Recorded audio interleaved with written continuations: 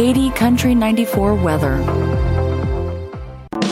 Cantu Auto Repair in Osborne is here to get you fixed up and back on the road safely. Clinton, the staff of certified technicians, can service all makes and models. They do maintenance including oil changes and vehicle inspections and can repair brakes, engines and transmissions, AC and heating systems, muffler and exhaust systems, and they can diagnose and repair any electrical problems or warning lights that are staying on. Call Cantu Auto Repair today at 785-345-4000 or stop in Monday through Friday from 8 a.m. to 5:30 p.m. Cantu Auto Repair, located at 209 West Main in Osborne. Here's a look at your local weatherology forecast. Mainly sunny skies today with daytime highs approaching 70. Southwesterly winds 10 to 15 miles per hour. Partly cloudy skies tonight, lows dip down to about 41. Daytime highs approaching 71. Tomorrow, mainly clear skies. From the Weatherology Weather Center, I'm meteorologist Jennifer Wojcicki on KD Country 94. Currently 57. Hi, this is Derek with Southwind Lawn and Landscape. We are new to town and want to serve you. Southwind brings years of industry-leading experience to your community. We offer lawn care, landscaping renovations, irrigation maintenance, and new installation. It's time to take action. Call today for a free quote, 785-275-3577, or type Southwind Lawn and Landscape in your Google search bar. Remember, 275-3577. The news this hour is brought to you by Anderson Insurance Agency. They do farm, home, auto, life, and crop insurance. Stop by and see Matt and Becky, 118 North Mill in Beloit, or call them at 738-5701.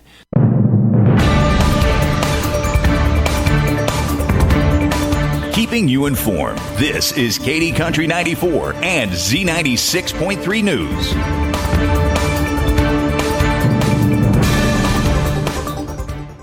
Kansas House Democrats and Republicans joined forces yesterday to unanimously approve a bipartisan bill slicing hundreds of millions annually in state income, sales, and property taxes with an eye toward dodging a veto by Governor Laura Kelly. During debate on the package Tuesday evening, lawmakers affirmed reductions in income tax rates paid for by earners in three brackets, a deliberate avoidance of the Kansas Senate GOP's preference for a single-rate flat tax plan opposed by the Democratic governor. Kansans earning less than $7,000 would no longer pay state income tax, while people making $7,000 and $30,000 would see rates fall from 5.25% to 5.2%, and those taking in more than $30,000 would have their rate cut from 5.7% to 5.65%. Under Senate Bill 300, the standard deduction on state income taxes would be raised 3% and tied to changes in the annual rate of inflation. Personal exemptions to state income tax would be elevated and linked to inflation, but with a 2-year sunset to allow for adjustment if the economy faltered. The state income tax on Social Security benefits would be eliminated starting in the 2024 tax year rather than phased out over 4 years per the original House bill. An amendment to the House bill would terminate the state's 2% sales tax on food on July 1st instead of January 1st. The legislation would lower the state's property tax for K-12 public education from 20 mills to 18 mills. In addition, the residential exemption on this piece of state property tax would be raised from $40,000 to $100,000, and the original version of the bill would have doubled that exemption to $80,000. The bill, endorsed 120-0 by the House, moves to the Kansas Senate, where its fate was uncertain. House Speaker Dan Hawkins, Republican from Wichita, urged Governor Kelly to sign the bill if it reached her desk. I don't know if you all are having the same feeling I am, Hawkins said, but I got to tell you, I'm really proud of the House of Representatives. Really amazing what happens when everybody comes together. I don't have any other words to say except thank you. You guys are awesome. To read more about this story more in-depthly, go to our website, kdcountry94.com. Today's community calendar is brought to you by Heart Choices Pregnancy and Parenting Resource Center, offering free pregnancy tests, pregnancy counseling, and parenting classes at 6 Independence in Beloit, and their satellite location in Concordia, Osborne, and Smith Center. You can call 738-3433 for an appointment, or check them out at their website, heartchoicesbeloit.com. Mitchell County Conservation District hosting their monthly Farmer to Farmer Chat today, this morning at 10 a.m. at the Glen Elder Community Room. You can join them for cinnamon rolls and coffee as they discuss soil health and soil testing. Tipton Nights at Columbus having a fish fry this Friday, March the 29th, tomorrow evening from 5:30 to 7:30. Adults $15, kids 12 and under $5. Meal includes fried fish, baked beans, coleslaw, French bread, and dessert. The annual Beloit Easter egg hunt will occur this Saturday, March the 30th at 10:30 in the morning at the City of Beloit soccer fields. It's all for ages up to 4th grade. Formosa Volunteer Fire Department annual pancake and sausage feed coming up this Saturday evening, March the 30th, 5 to 7 p.m. Formosa Fire Hall free will donation. Portis Grace Brethren Church will be having a Good Friday service at 7:30. Their Easter Sunday includes a breakfast at 9:15, followed by a special worship service at 10:30. Everyone is welcome. Portis Grace Brethren is on Highway 281 north of the city park. And the next City of Glen Elder meeting will be Monday, April the 1st at 6 p.m. at the Glen Elder Library Community Room. You can enter through the south door at 120 South Market Street in Glen Elder. That's the news this hour. For the latest local news information, visit our website 24 hours a day, 7 days a week, KDCountry94.com. And don't forget to download the free KD Country 94 app on your smartphone. Your number one source for local sports in north central Kansas. This is KD Country 94 and Z96.3 Sports. The biggest thing is our pitching. I think one thing is we're going to throw a lot more strikes than we did last year. That was evident. Been a message since we came in, which is not top secret by any means, right? But the guys that we have, they're going to be able to execute that more. Royals manager Matt Quatrero on the expected improved pitching for his club this season. His opening day is today for Kansas City. We'll have more on that coming up in the Sportscast. We'll look at local sports. An area basketball coach has resigned. We'll look at today's schedule. We also have some new All-State honors in high school hoops. The NCAA Sweet 16 games taking place tonight in men's action, and the NIT semifinals are set. It's all coming up in the Sportscast on KD Country 94 and Z96.3 The Lake. After 7 seasons at the helm, Shauna Remus has submitted her resignation as head coach of the Beloit girls basketball team. It comes on the heels of one of the most successful seasons in her tenure in 2023-24's the Lady Trojans went 15-6 and 8-2 in the North Central Activities Association this past season, claiming a share of the league title. It marked the first league championship for Beloit since the 2019-20 season. Beloit won 3 league championships under Remus, including the 2 previously mentioned, and also in her first season in 2017-18. League titles in 2018 and 20 were both outright. 2017-18 team went 18-4 and 11-1 in the NCAA, marking the best season in Remus' 7 years on the bench. In all, Remus compiled an 80-66 overall record and went 49-26 in league games. Her teams posted winning records in 4 of the past 7 seasons and made it to the sub-state semifinals 4 times as well. The 2023-24 Lady Trojans had the best turnaround under Remus, as their 15-6 record marked a win improvement of 11 games after going 4-17 in 2022-23.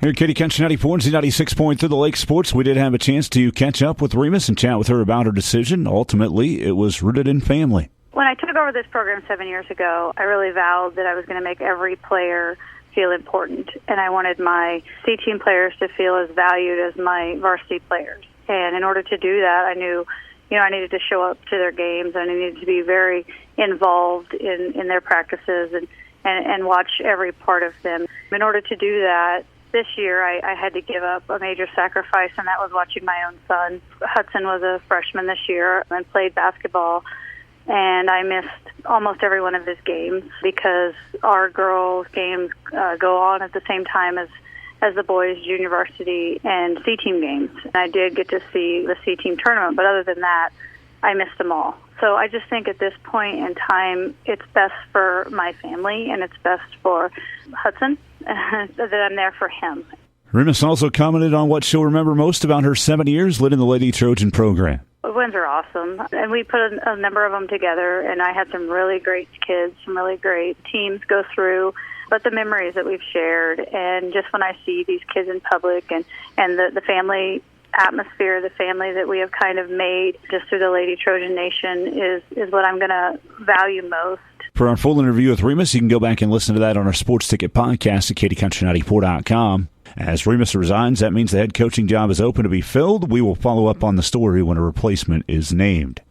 When spring sports, it looks like we have a nice day finally to get things rolling for the Beloit baseball and softball teams today, both hosting Ellsworth as the Trojan baseball team gets set with a base of 5 seniors, including all leaguers Lance Lundeen and Brody Schroeder, along with Jarek Rexroth, Noah Gerstner, and Christian Mears on the squad. Beloit coach Brandon Cox on how things look so far for his team. Practice so far been going really well. Last week is the first week we were able to have everybody at practice, with the success the basketball team had and all that kind of stuff, and spring break trips and all that. So we're finally getting the whole team together, so we're able to see, what we've got. And so far this year, like I said, I've liked what I've seen in practice. There's been a good improvement over the last few weeks here. And we got a couple of all-leaguers back and 4 or 5 upperclassmen there that have helped us out in the past. So we got a good core, so I'm looking forward to seeing what these guys can do throughout the course of the year. Against Ellsworth, a Beloit doubleheader starting at 4 o'clock this afternoon. The Beloit softball team also starting with Ellsworth in a doubleheader. The Lady Trojans return 2 all-leaguers in Peyton Remus and Olivia Wright this season.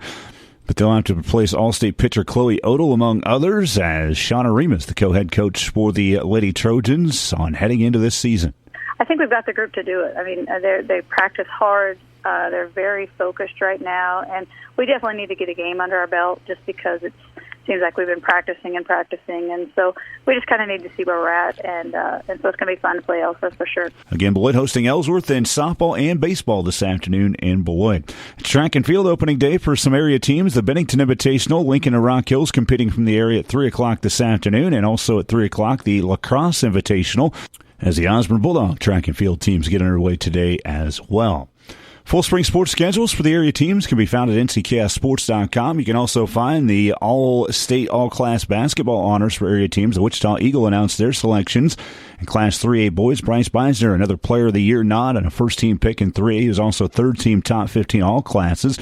Also in 3A boys, Quinn Eilert, Noah Gerstner, and Eli Johnson were honorable mention selections for Beloit.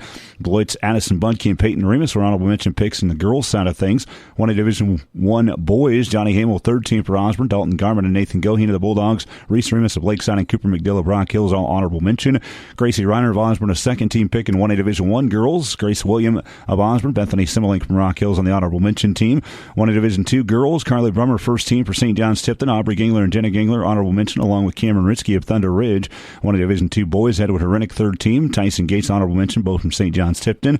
2A girls, Dakota Kattenberg, a third-team selection. Cameron Hutchinson and Gracie Kirchhoff, honorable mention, all from Smith Center. And in 2A boys, Tegan McKenzie of Smith Center, also an honorable mention pick. Again, all those teams posted at ncksports.com.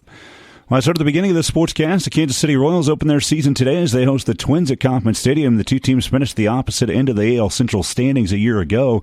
Royals were 56-106. The Twins went 87-75. There's optimism with the Royals. They have a young core and a revamped pitching staff, as manager Matt Quatrero stated earlier, and he expands on the defensive potential for this team. If somebody's going to beat us, they're going to have to beat us. You know, I think we're going to play good defense, and the more strikes you throw, the more decisions you make, the opposing hitters make. It's hard to hit. So the more you challenge guys, the more you're in the zone, the better chance you have of being effective. Cole Reagans, who went 7-5 with a .347 ERA and 12 starts last season for the Royals, is the opening day starter. He faces Pablo Lopez of the Twins. First pitch is set for 3:10 today from the K. For a full look at the official MLB opening day schedule, visit MLB.com.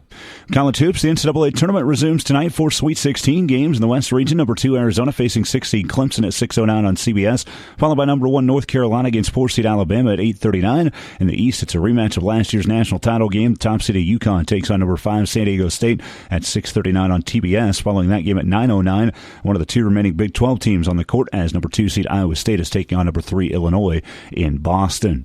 Also in hoops, the NJCAA tournament taking place this week, as in the men's tournament in Hutchinson, 2 Jayhawk Conference teams still alive in the quarters. Barton won 87-73 over Northwest Florida State, while Hutchinson lost to Connor State 91-69. Barton plays in the semis against Indian Hills at 5 o'clock this evening. The women's tournament taking place in Casper, Wyoming. In the second round Wednesday, Hutchinson beat Cochise 59-54 to move on to the quarterfinals, while Dodge City suffered a tough 69-68 loss to Wabash Valley.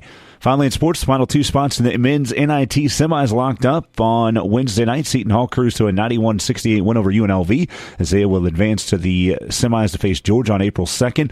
In the late game, Utah rolled VCU 74-54 and will face Indiana State in the semis. Do have a quick programming note to pass along. We were joined this morning by the voice of the Kansas Jayhawks, Brian Haney, on the Sports Ticket to recap KU's basketball season. And if you missed that, you can check it out on the Sports Ticket podcast at KDCountry94.com. That's a look at sports on your sports leader in North Central Kansas, KD Country 94 and Z96.3 The Lake. Sportscast is brought to you by Zachary Ace Hardware in Beloit. I'm Dusty Donis.